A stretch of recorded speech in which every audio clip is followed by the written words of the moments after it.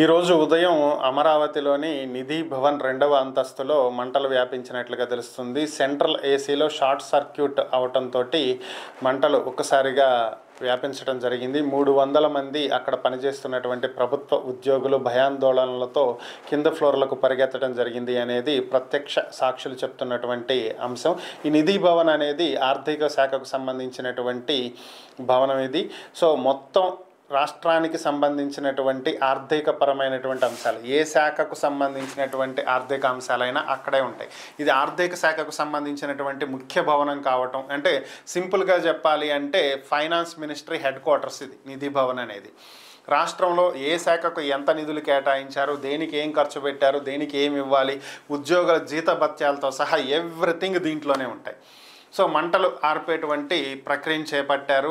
అయినప్పటికీ కూడా కంప్యూటర్లు చాలా వరకు కాలిపోయి ఉంటాయని చెప్పి భావిస్తున్నారు. మొత్తం ఆన్లైన్ అయినప్పటికీ కూడా కంప్యూటర్లు కనుక దహనం అయిపోయి ఉంటే కొంత ముఖ్యమైనటువంటి సమాచారం, డేటా కోల్పోయేటువంటి అవకాశం ఉందని చెప్పి అధికారులు భావిస్తున్నారు. ప్రస్తుతానికైతే నష్ట నివారణ, అలాగే ఎంత నష్టం జరిగి ఉంటుంది అనే దాని మీద అంచనాలు అయితే ఇంకా రాలేదు. ఓవరాల్గా ఎంతవరకు డేటా లాస్ అయ్యాము, ఎంతవరకు ఆస్తి నష్టం జరిగింది అనేటువంటి సమాచారం ఇంకా తెలియాల్సి ఉంది.